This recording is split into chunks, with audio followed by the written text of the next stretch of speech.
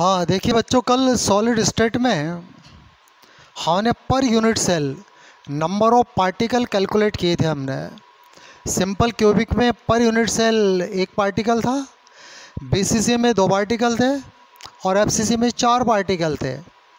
और इस कंसेप्ट को लेकर के कुछ एक दो हमने सवाल भी क्लास में डिस्कस किए थे। अब आज हम उसके आगे देखते हैं।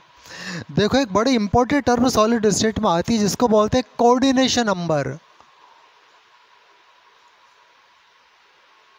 कोऑर्डिनेशन नंबर हम इसको शॉर्ट में लिखेंगे CN। अब देखो, कोऑर्डिनेशन नंबर का मतलब क्या होता है। देखो, सिंपल सा मीनिंग ये होता है कि number of touching and surrounding particles is the coordination number.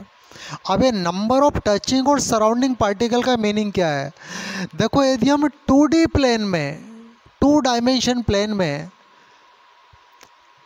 Constituent particle को जो कि स्फेरिकल शेप में है, इस तरह से अरेंज करें हम इस तरह से, तो आप देखेंगे कि 2 डायमेंशन प्लेन में हर एक पार्टिकल 4 पार्टिकल की बाउंड्री को टच कर रहा है। इस केस में 2D प्लेन में कोऑर्डिनेशन नंबर हो जाएगा 4, लेकिन ये 2D में है। और जो क्रिस्टल लैटिस में जो पार्टिकल का अरेंजमेंट होता है ना, वो 3D में होता है। यह डायग्राम मैंने केवल आपको ये कोऑर्डिनेशन नंबर का मीनिंग समझाने के लिए यहाँ पर बनाया है। और यदि इन्हीं अपन पार्टिकल को कुछ ऐसे अरेंज कर दें हम इस तरीके से कि सेकंड लाइन के पार्टिकल पहली लाइन के 2 पार्टिकल के बीच में हम अरेंज करें इस तरीके से, तो आप देखोगे कि हर एक पार्टिकल 6 पार्टिकल की बाउंड्री को टच कर रहा है। और तब इसका कोऑर्डिनेशन नंबर आपकी क्या हो जाएगा, 6।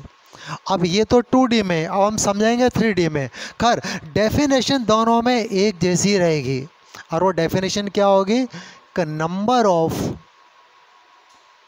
Touching and surrounding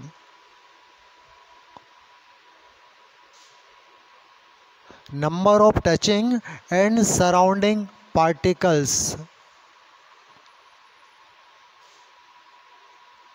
are known as coordination number। अब ये कोऑर्डिनेशन नंबर देखिए, तीनों यूनिट सेल में अलग अलग होते हैं।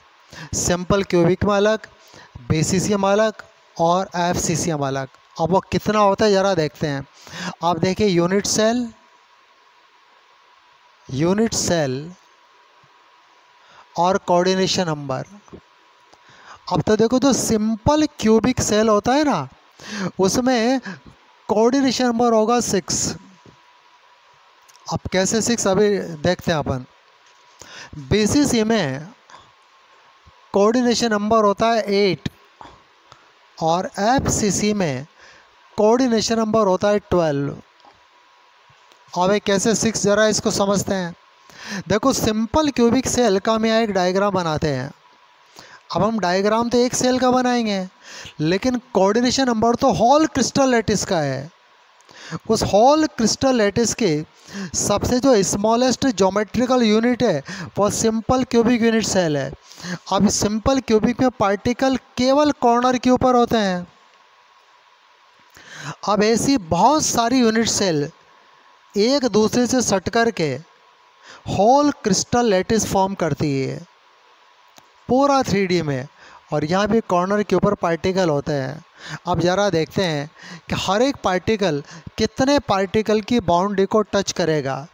हमने डायग्राम में पार्टिकल को दूर दूर बना रखा है, बट एक्चुअल सॉलिड के अंदर पार्टिकल एक दूसरे को टच किए रहते हैं, क्योंकि सॉलिड के पार्टिकल में अट्रैक्शन फोर्स ज़्यादा होता है। उस हाई अट्रैक्शन फोर्स के कारण पार्टिकल एक दूसरे से दूर जा ही नहीं सकते, हमेशा एक दूसरे की बाउंड्री को टच किए रहेंगे, बिल्कुल क्लोजली पैक्ड होते हैं दरअसल वो। अब ज़रा यहाँ भी देखिए, कोई भी पार्टिकल को फोकस कर लीजिए। जैसे मैंने ये पार्टिकल लिया, देखिए ये पार्टिकल, मैं इस पार्टिकल को नाम दे देता हूँ पार्टिकल A। अब देखो, इसके चारों ओर कितने पार्टिकल हैं जिसको टच करेंगे। तो देखो, 4 पार्टिकल तो मुझे बोर्ड पर ही नज़र आ रहे हैं। 4 क्या, हाँ ठीक है, बोर्ड पर देखो 5 पार्टिकल नज़र आ रहे हैं जिसको डायरेक्ट टच कर रहे हैं। कौन कौन से 5 पार्टिकल? एक तो ये इसको टच करेगा, ये इसको टच करेगा, ये भी करेगा और ये भी इसको टच करेगा। तो ये 5 पार्टिकल है जो इसके टच करेंगे। अब एक इसके प्लेन के ऊपर आ जाएगा, वो भी इसकी बॉन्ड को क्या करेगा, टच करेगा। तो क्या होगा कि सिंपल क्यूबिक यूनिट सेल में जो कोऑर्डिनेशन नंबर होगा वो कितना होगा, 6 होगा, 6 होगा। अच्छा ज़रा बीसीसी को चेक करते हैं। अब बीसीसी में क्या होता है, एक पार्टिकल सेंट्रल ऑफ क्यूब पर भी है। अब ये सेंटर ऑफ क्यूब का जो पार्टिकल है, ये ऊपर की 4 पार्टिकल, नीचे की 4 पार्टिकल, इन सब की बाउंड्री को टच करता है। तो जो बॉडी सेंटर्ड पार्टिकल है इसका कोऑर्डिनेशन नंबर होता है 8। अच्छा, जो कॉर्नर का पार्टिकल है इसका कोऑर्डिनेशन नंबर क्या होगा, इसका भी 8 ही होगा। कैसे होगा 8?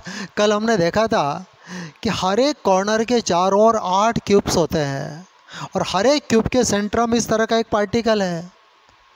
तो जो कॉर्नर पर लोकेटेड पार्टिकल है उसका कोऑर्डिनेशन नंबर भी 8 होगा और जो बॉडी के सेंटर पर जो पार्टिकल है इसका कोऑर्डिनेशन नंबर भी 8 होगा।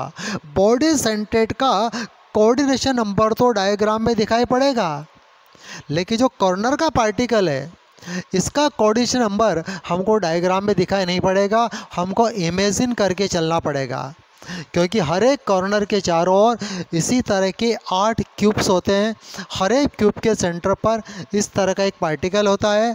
तो कॉर्नर पर लोकेटेड पार्टिकल भी 8 पार्टिकल की बाउंड्री को टच करता है और क्यूब के सेंटर पर रखा हुआ पार्टिकल भी अपने ही क्यूब के 8 पार्टिकल की बाउंड्री को टच करता है। तो बीसीसी में कोऑर्डिनेशन नंबर होता है 8। अब आता है एफसीसी। देखो एफसीसी में जो कोऑर्डिनेशन नंबर होता है वो 12 कैसे होता है, वो 12 कैसे होता है, ज़रा इसको समझते हैं। अब देखो अपन एफसीसी सेल बनाते हैं। यहाँ पर एफसीसी सेल में पार्टिकल ठीक है क्यूब के कॉर्नर पर तो होता ही है और हर एक फेस के सेंटर पर भी होते हैं। ये अपर फेस का सेंटर, लोअर फेस का सेंटर, ये लेफ़्ट साइड के फेस का सेंटर, ये राइट साइड के फेस का सेंटर, ये फ्रंट का सेंटर और ये बैक का सेंटर। इसका एडजॉइनिंग में भी ऐसा ही कर लेते हैं अपन। ये टॉप का फेस, बॉटम का फेस, लेफ़्ट का ये ऑलरेडी आए गए यहाँ पर, ये राइट और ये फ्रंट और ये बैक। अब यहाँ पर ज़रा इस पार्टिकल को देखिए, इस पार्टिकल को, ये पार्टिकल क्या करेगा, 4 पार्टिकल को अपने ही प्लेन में टच करता है। 4 पार्टिकल की बाउंड्री को अपने ही प्लेन में ये टच करता है। 4 पार्टिकल की बाउंड्री को ऊपर के प्लेन में भी टच करता है और 4 पार्टिकल की बाउंड्री को नीचे के प्लेन में भी टच करता है।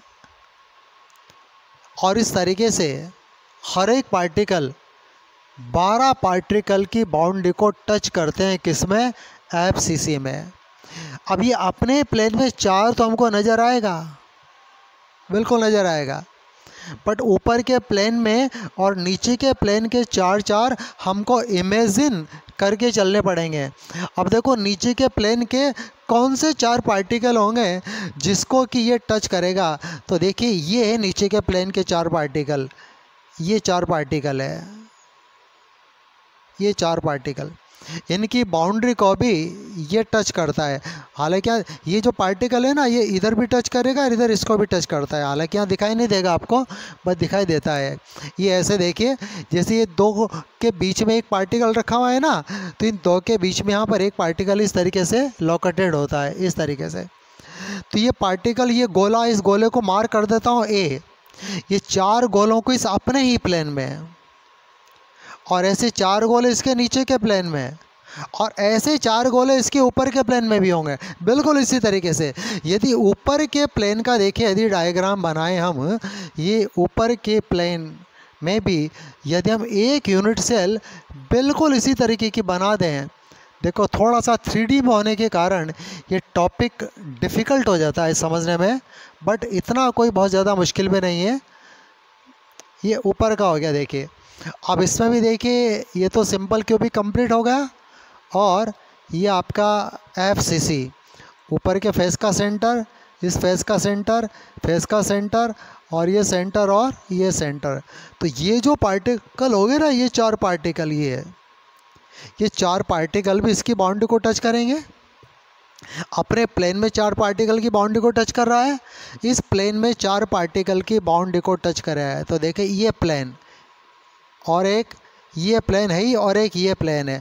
तो ये गोला जो है ना ए, इसका कोऑर्डिनेशन नंबर कितना होगा? 12 होगा, 12 होगा ये देखो प्लेन फर्स्ट हो गया, इसका अपना प्लेन 2 हो गया, और एक प्लेन क्या हो गया? 3 हो गया। तो एफसीसी यूनिट सेल में या एफसीसी क्रिस्टल लैटिस में कोऑर्डिनेशन नंबर होता है 12। ये तीनों फिजिकल डेटा याद रखने हैं। सिंपल क्यूबिक में 6, बीसीसी में 8 और एफसीसी में आपके 12। चलो इसको पॉज करके नोट कीजिए। अब आगे की टर्म अपन देखते हैं।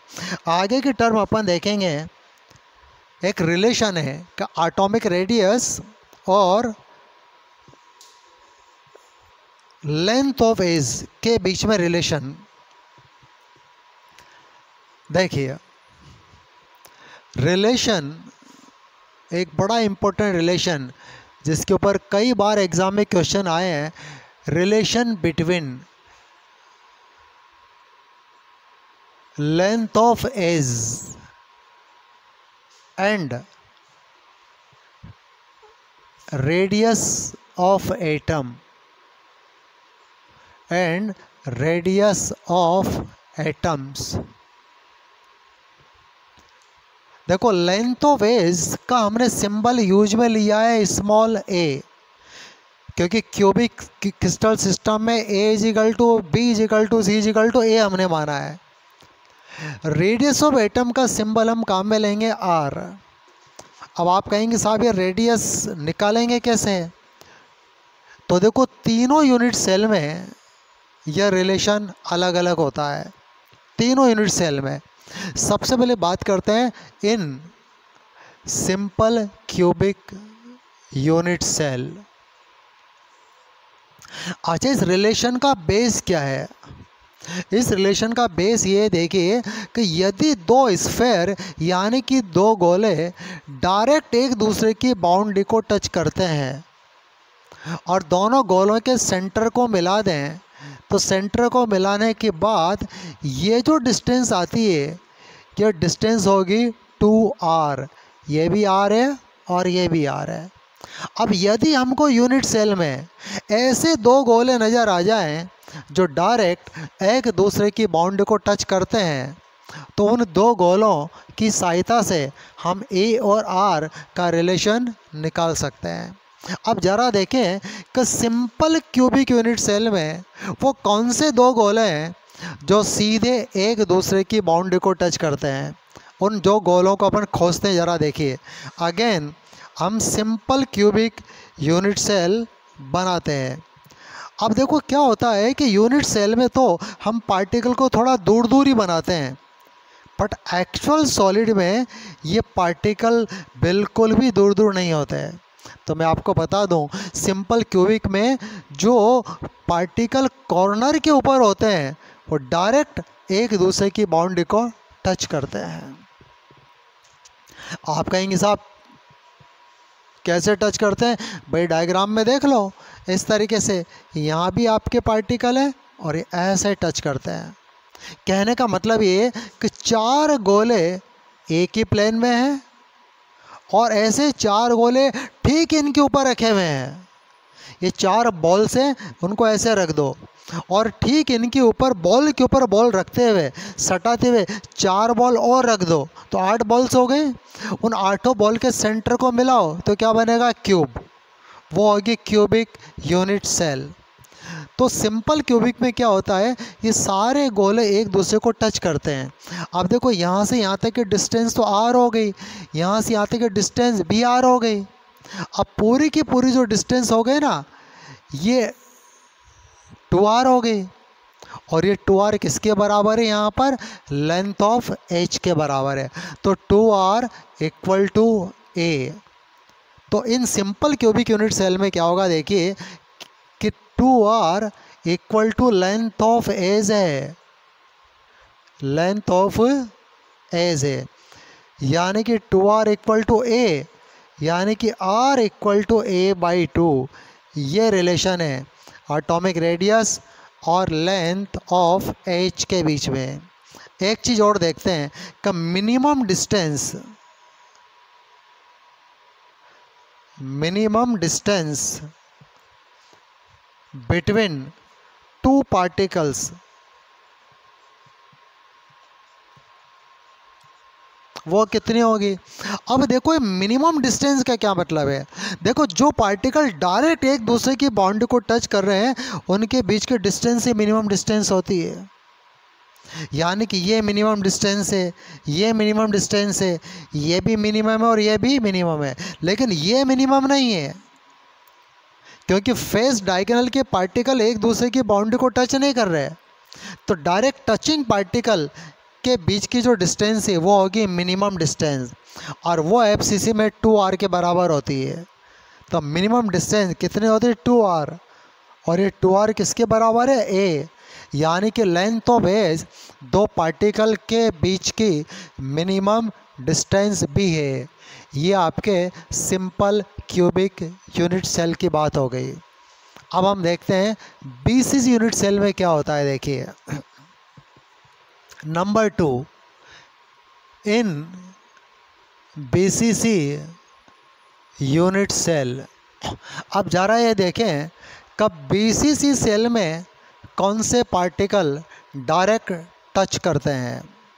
तो देखिए दोबारा यहाँ पर मैं बीसीसी सेल बना रहा हूँ। देखिए थोड़ा सा बीसीसी सेल को समझना पड़ेगा हमको, क्योंकि जैसे जैसे सेल का स्ट्रक्चर कॉम्प्लिकेटेड होता जाता है थोड़ा सा हमको दिमाग पर जोर देना पड़ता है। देखो 4 पार्टिकल ऊपर के, 4 पार्टिकल नीचे के, इन चारों के बीच में इसी साइज का जब एक 5 नवा पार्टिकल और फंसा दें हम, ये 4 पार्टिकल ऊपर 4 पार्टिकल नीचे, नीचे के 4 ऊपर के चारों को ठीक ऊपर रखे हुए टच किए हुए हैं। अब उन 8 पार्टिकल के बीच का जो खाली जगह है जिसको कि वॉइड कहते हैं, उस वॉइड में जब इसी साइज का एक पार्टिकल और फंसा दें तो क्या होगा, ये ऊपर के 4 और नीचे के 4 पार्टिकल में थोड़ा सेपरेशन आ जाएगा। वो थोड़े से एक दूसरे से सेपरेट हो जाएंगे। क्यों हो जाएंगे सेपरेट? क्योंकि जब तक ये 8 पार्टिकल टच किए हुए थे इनके बीच की खाली जगह इतनी नहीं थी कि उसी साइज का एक पार्टिकल और वहाँ रखा जा सके, बट हमने तो वही पार्टिकल बीच में ला करके फिक्स कर दिया। तो क्या होगा, ये नीचे के 4 ऊपर 8 पार्टिकल में सेपरेशन क्रिएट हो जाएगा, और यदि सेपरेशन हो जाएगा तो अब ये टचिंग पार्टिकल नहीं रहेंगे। लेकिन 8 के बीच का जो पार्टिकल है ये ऊपर भी 4 को टच करेगा और नीचे भी 4 को टच करेगा, और यूनिट सेल क्या होगी बीसीसी। यानी कि बीसीसी सेल में क्या होता है, देखिए ये जो बॉडी सेंट्रेड पार्टिकल है ये कॉर्नर के पार्टिकल को टच करता है। ये बात समझ रही है हमको। कॉर्नर के पार्टिकल एक दूसरे को टच नहीं करते, बट बॉडी सेंट्रेड पार्टिकल, वो पार्टिकल जो क्यूब के सेंटर पर है वो कॉर्नर के पार्टिकल को टच करता है। ऊपर के भी 4 को टच करेगा, नीचे के भी 4 को टच करेगा। ऐसे में जो बॉडी डायगोनल होगा इसकी हेल्प से हम ए और आर का रिलेशन निकालेंगे। अब बॉडी डायगोनल की डिस्टेंस क्या होगी, देखिए यहाँ से यहाँ तक की डिस्टेंस है आर, क्योंकि हम यहाँ पर एटम के रेडियस काउंट कर रहे हैं। यहाँ से यहाँ तक की डिस्टेंस है 2r, क्योंकि पूरा डायमीटर हो गया है, और ये डिस्टेंस हो गई r। अब यदि बॉडी डायगोनल की बात करें अपन, बॉडी डायगोनल,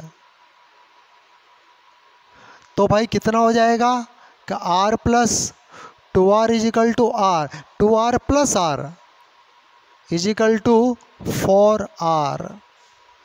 ये रेडियस की टर्म में बॉडी डायगोनल है।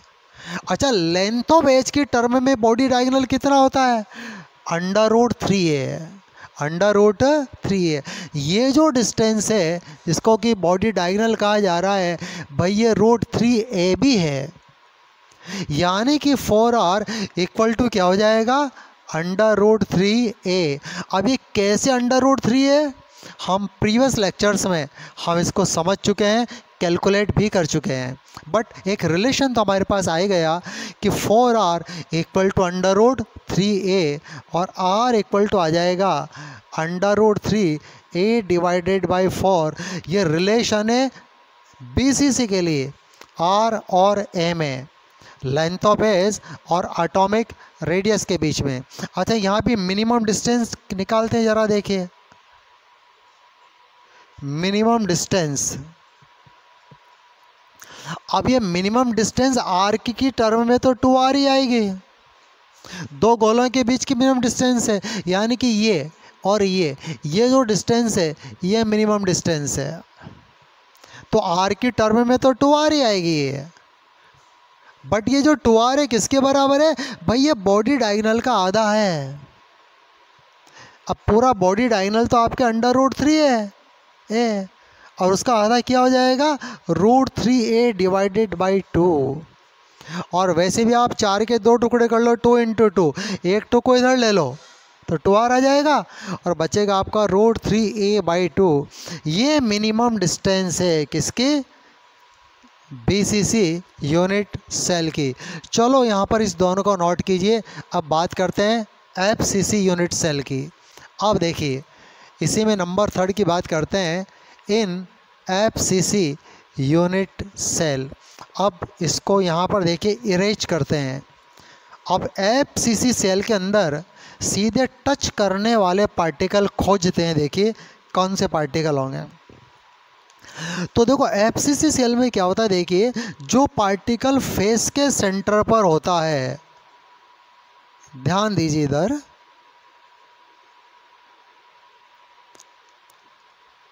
जो पार्टिकल फेस के सेंटर पर होता है वो उसी फेस के चारों पार्टिकल की बाउंड्री को टच करता है।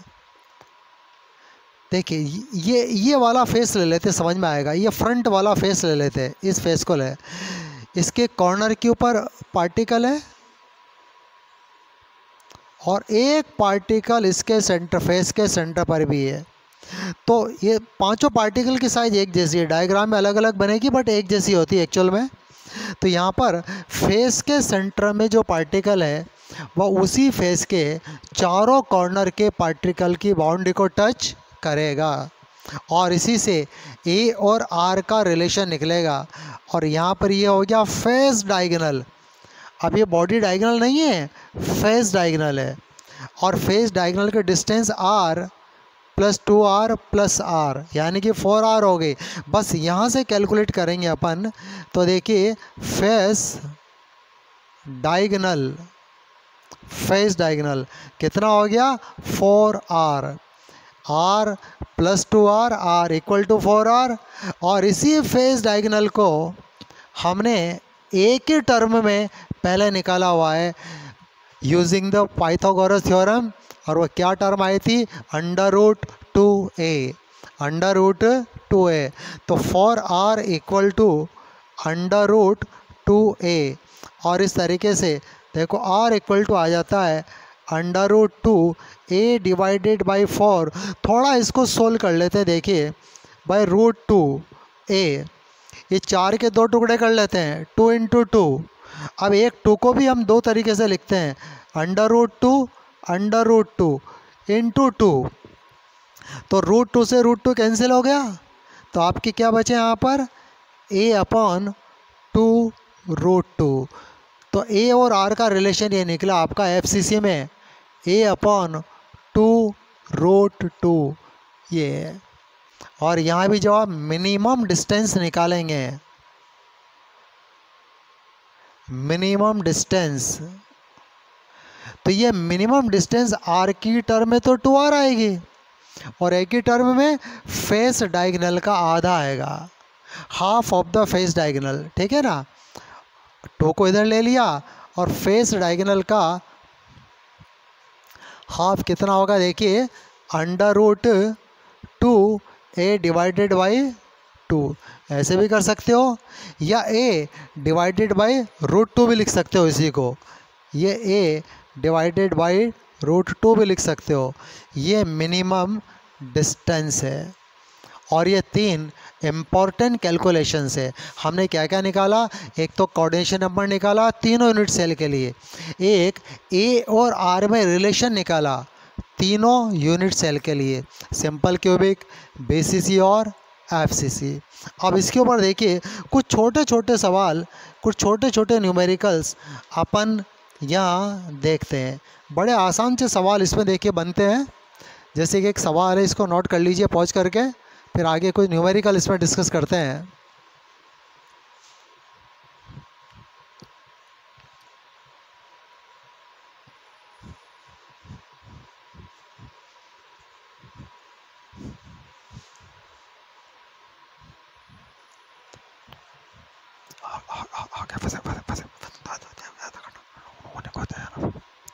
देखो एक सवाल है यहाँ पर कि एक सिस्टम जो बीसीसी सेल में है, लेंथ ऑफ एज 4 एंगस्ट्रॉम है। एक क्वेश्चन है, length of edge of BCC cell is 4 angstrom, 4 angstrom है। अब हमको निकालना है फाइंड, क्या क्या निकालना है? Number 1 atomic radius,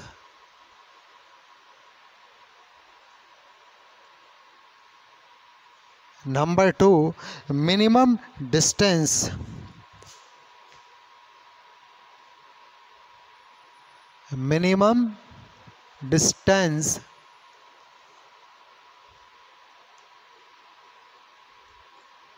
number 3 volume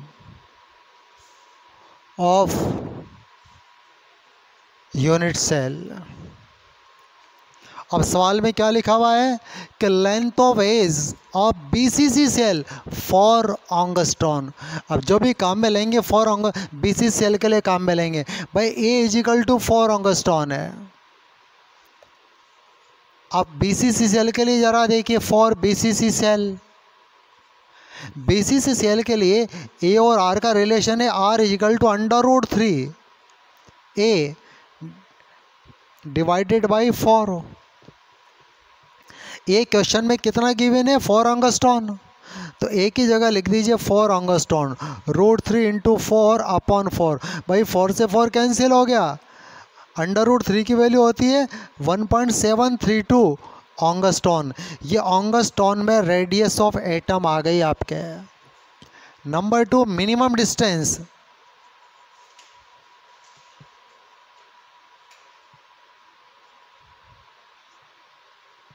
minimum distance. अब देखो मिनिमम डिस्टेंस होती है 2r, आर आप निकाल चुके हो 1.732, बस सीधा 2 से मल्टीप्लाई कीजिए, 4 6 और 5.464 एंगस्ट्रॉम, और ये आ गई आपके minimum distance. Number 3 volume of the unit cell, volume of cubic unit cell, cubic cell. अब भाई क्यूब का वॉल्यूम क्या होता है? साइड का क्यूब, साइड, साइड ए है, ये ए का क्यूब, ए आपके पास 4 है तो 4 का क्यूब, और कितना आएगा? 64 एंगस्ट्रॉम क्यूब। आप चाहें तो एंगस्ट्रॉम को सीसी में कन्वर्ट कर दीजिए, तो 64 को सीसी में कन्वर्ट करोगे तो 1 एंगस्ट्रॉम किसके बराबर होता है? 10⁻⁸ सीसी। तो आपके आ जाएगा 10⁻⁸ का क्यूब। अब ये क्यूबिक सेंटीमीटर में आ गया, तो 64 × 10⁻24 क्यूबिक सेंटीमीटर, ये आपके वॉल्यूम ऑफ यूनिट सेल। चलो एक और सवाल देखिए।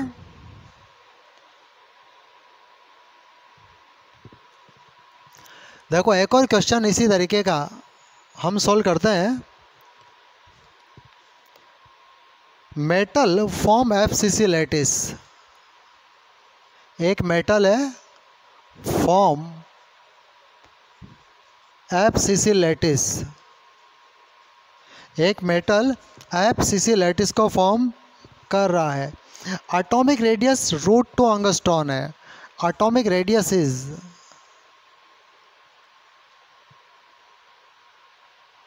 √2 एंगस्ट्रॉन है। निकालना क्या क्या देखिए, 1 cc, हाँ, number of unit cell in 1 cc metal, find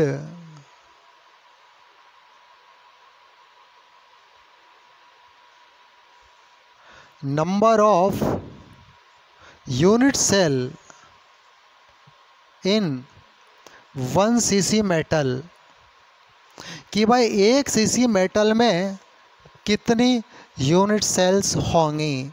आप कैसे इसको कैलकुलेट करेंगे, ध्यान दीजिए, थोड़ा सा दिमाग पर जोर देने वाला क्वेश्चन है। देखो मेटल का वॉल्यूम 1 cc है, जैसे ये डस्टर है ना, ये 1 cc का टुकड़ा है। अब ये डस्टर मेटल से बना हुआ है और उस मेटल के एटम FCC लैटिस बना रहे हैं। FCC लैटिस का मतलब ये हुआ कि जो स्मॉलेस्ट ज्योमेट्रिकल यूनिट है वो FCC यूनिट सेल है। वो इसकी यूनिट सेल कैसी है, FCC है। अब ये पूरा डस्टर कितनी FCC यूनिट सेल से मिलके बना हुआ है। हमारे क्वेश्चन क्या आ गया, ये पूरा डस्टर जिसका वॉल्यूम, जो भी इसका जिसका volume 1 cc according to question, ये क्वेश्चन में लिखा हुआ है कि 1 cc एक मेटल का टुकड़ा है, 1 cc वॉल्यूम का धातु का एक टुकड़ा है। जैसे कि ये डस्टर मान लीजिए, इमेजिन करो ये डस्टर एक मेटल है ये, और इसका वॉल्यूम 1 cc है। अब इस 1 cc वॉल्यूम के अंदर, डस्टर के टोटल वॉल्यूम के अंदर कितनी यूनिट सेल्स होंगी, ये हमारा सवाल है। कैसे निकालेंगे, देखो डस्टर का वॉल्यूम यानी कि मेटल का वॉल्यूम तो सवाल में दे रखा है। आप ऐसा कीजिए, यूनिट सेल का वॉल्यूम और निकाल लीजिए और डस्टर के टोटल वॉल्यूम में 1 यूनिट सेल के वॉल्यूम को डिवाइड कर दीजिए, तो जो रेशो आएगा वो आपका total number of unit cell आ जाएगा। ये चलो, अब हमारा मेन टारगेट क्या रह गया, यूनिट सेल का वॉल्यूम निकालना। और यूनिट सेल क्यूबिकल है, उसका वॉल्यूम निकालने के लिए हमको साइड यानी कि लेंथ ऑफ एज निकालनी पड़ेगी। हम लेंथ ऑफ एज निकालने के लिए एक डाटा हमारे सवाल में है कि एटॉमिक रेडियस √2a है, FCC यूनिट सेल है। चलो ए निकालते, देखिए तो FCC के लिए क्या होगा, देखिए फॉर FCC ए और आर का रिलेशन ये है, R = a/2√2। आर की वैल्यू कितनी दी हुई है, √2 एंगस्ट्रॉन, यह √2, a/2√2, तो a कितना आ जाएगा, √2 को √2 से मल्टीप्लाई करेंगे 2 आ जाएगा, 2 को 2 से करेंगे कितना आएगा, 4 एंगस्ट्रॉन। लेंथ ऑफ एज कितनी आ गई, 4 एंगस्ट्रॉन। यहाँ से वॉल्यूम निकालते हैं कि वॉल्यूम ऑफ यूनिट सेल, थोड़ा मैं इधर लिख लेता हूँ इसे, देखिए वॉल्यूम ऑफ यूनिट सेल, इधर देखिए वॉल्यूम ऑफ, वो होगा आपका a³, ये 4 एंगस्ट्रॉन है, 4 × 10⁻⁸ सेंटीमीटर, और इसका क्यूब तो 64 × 10⁻24 क्यूबिक सेंटीमीटर। अब number of unit cell, number of unit cell तो कैसे निकलेगा, तो वॉल्यूम ऑफ मेटल, कि भाई टोटल मेटल का कितना वॉल्यूम है। अब आखिर मेटल बना तो छोटी छोटी यूनिट सेल से ही है ना, तो टोटल मेटल के वॉल्यूम में यूनिट सेल के वॉल्यूम को डिवाइड कर दीजिए। Volume of unit cell, volume of metal is the 1 cubic centimetre. Unit cell का वॉल्यूम भी हम क्यूबिक सेंटीमीटर में ही निकाला है। और ये आपका 64 इंटू 10⁻24 -24 को ऊपर ले लो, 10⁻24 अपॉन 64, 10⁻24 में से 100 बार निकाल लीजिए आप, इंटू 10⁻22 अपॉन 64, 100 को 64 से डिवाइड कीजिए, ठीक है ना, आ जाएगा 1.56 इंटू 10⁻22 यूनिट सेल्स। इतनी यूनिट सेल्स होगी एक सीसी के मेटल के टुकड़े में। तो ये हमने डिस्कस किया relation between a and r. चलो 35 मिनट्स हो गया, आज तो इतना ही बन पाएगा। चलो आज का टॉपिक मैं यहाँ क्लोज करता हूँ, कल इसके बाद हम डिस्कस करेंगे। कल की क्लास थोड़ी बड़ी होगी।